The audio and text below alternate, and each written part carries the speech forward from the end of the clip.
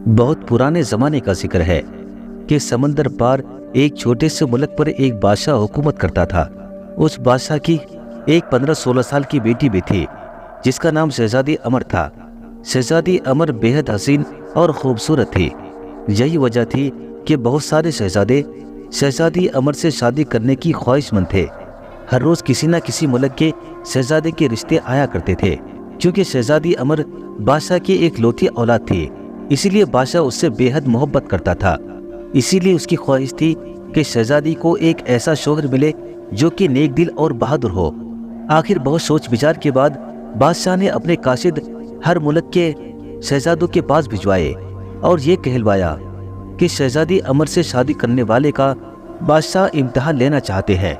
जो कोई भी इस इम्तिहान में पूरा उतरेगा, शहजादी अमर को उसकी दुल्हन बना दिया जाएगा।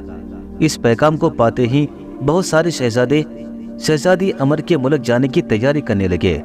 उनमें से हर एक शहजादे को उम्मीद थी कि वो बादशाह के इम्तिहान में ज़रूर कामयाब हो जाएगा। तमाम शहजादे अपने अपने मुल्कों से निकलकर बंदरगाह में जमा हो गए। वहाँ पर बादशाह के एक खूबसूरत जहाज़ खड़ा था। ये जहाज़ इसी मकसद के लिए खड़ा था कि जो शहजादे शहजादी अमर से शादी के ख्वाहिशमंद हों, उसमें बैठकर बादशाह के पास पहुँच जाएं। जब शहजादे जहाज़ में सवार हो गए तो जहाज़ के बागबान खोल दिए गए। वो जहाज़ तेज़ी से अपनी मंजिल की तरफ बढ़ने लगा। शहजादे जहाज़ पर इधर उधर घूमते हुए बातें कर रहे थे। वो सब के सब बेहद खूबसूरत और सही नज़र आ रहे थे।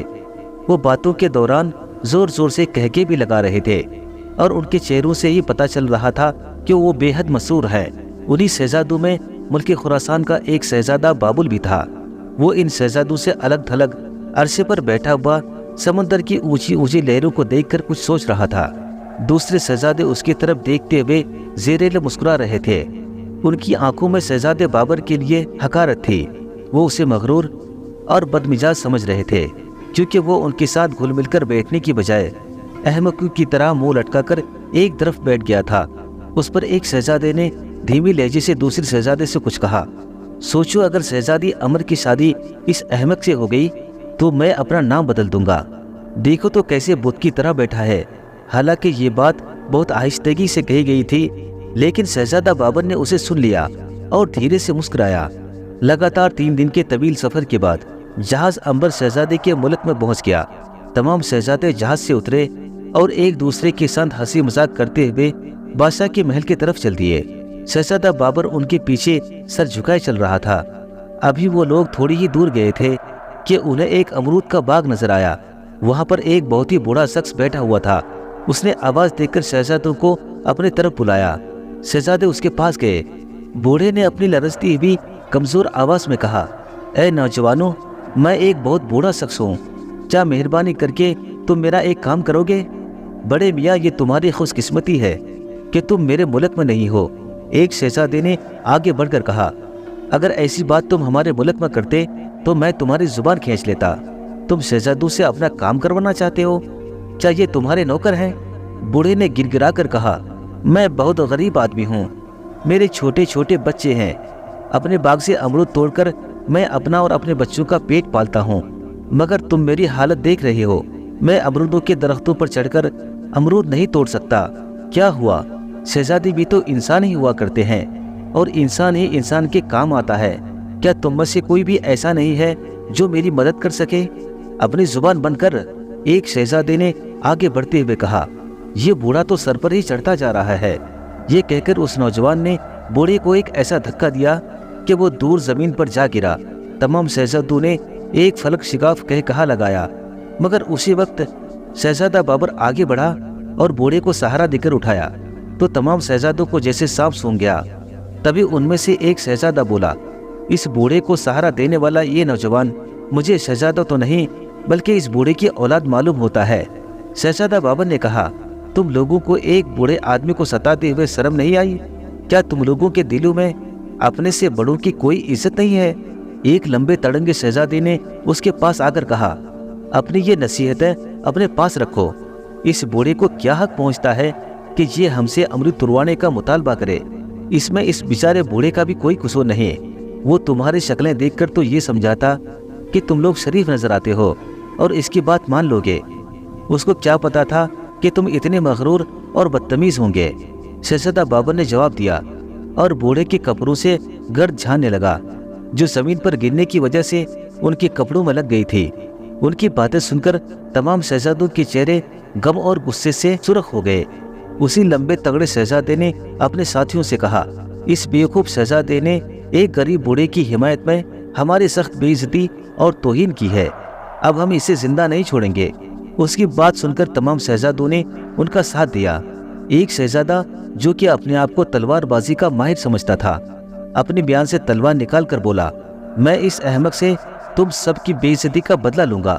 شہزادہ بابر نے بوڑھے کو ایک طرف ہٹا دیا اور اپنے تلوار نکال کر اس نوجوان سے مقابلے کے لیے کھڑا ہو گیا، مگر وہ نوجوان شہزادہ بابر کے سامنے نہیں جم سکا۔ شہزادہ بابر نے پیترے بدل بدل کر تلوار کے ایسے کمال دکھائے کہ ان سے مقابلہ کرنے والا جلدی بے بس ہو گیا۔ شہزادہ بابر نے تلوار کا ایک ایسا وار کیا کہ وہ شہزادے کے تلوار اس کے ہاتھ سے نکل کر ہوا میں اڑنے لگے اور اڑتے اڑتے ایک بڑے سے امرود میں جا کر گھس گیا اور پھر تلوار اسی امرود میں لٹک کر ادھر ادھر جھولنے لگی۔ تمام شہزادے حیرت سے یہ چیز دیکھ رہے تھے۔ شہزادہ بابر نے آگے بڑھ کر تلوار کی نوک اس شہزادے کے سینے پر رکھ دی۔ اگر وہ چاہتا تو وہ اسے ہلاک بھی کر سکتا تھا۔ ہارنے والا شہزادہ شرمندہ ہو کر ایک طرف کو سر جھکا کر کھڑا ہو گیا۔ اپنے ساتھی شہزادے کو ہارتا ہوا دیکھ کر اور دوسرے شہزادے بھی خوب ناراض ہو گئے۔ ایک شہزادہ پھر تلوار نکال کر آگے بڑھا، مگر چند ہی لمحوں بعد اسے بھی ہار کا سامنا کرنا پڑا۔ اس طرح شہزادہ بابر نے ایک ایک کر کے تمام شہزادوں کو ہرا دیا۔ وہ تمام کے تمام باغ کی گھاس پر بیٹھ کر ہانپنے لگے۔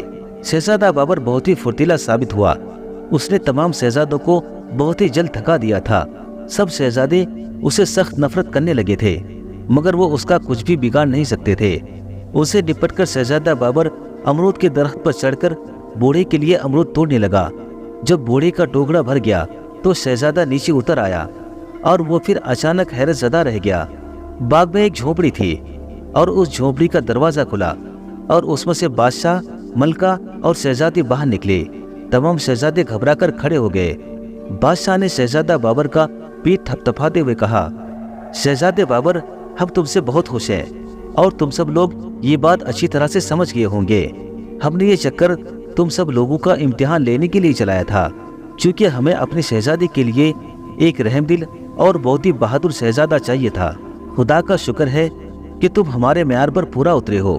تم نہ ہی یہ دوسرے شہزادے کی طرح مغرور، نہ ہی گھمنڈی ہو اور نہ ہی ان کی طرح بدتمیز ہو۔ ہم اس کٹیا میں بیٹھے سارا تماشا دیکھ رہے تھے۔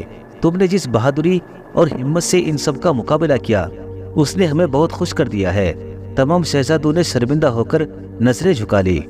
بادشاہ شہزادہ بابر کو اپنے ساتھ محل میں لے گیا۔ تمام شہزادے اپنے کیے پر شرمسار تھے، اسی لیے وہ واپس اپنے اپنے ملکوں کو چلے گئے۔ چند ہی دنوں بعد شہزادہ بابر اور شہزادی امبر کی شادی ہو گئی اور وہ دونوں ہنسی خوشی محل میں رہنے لگے۔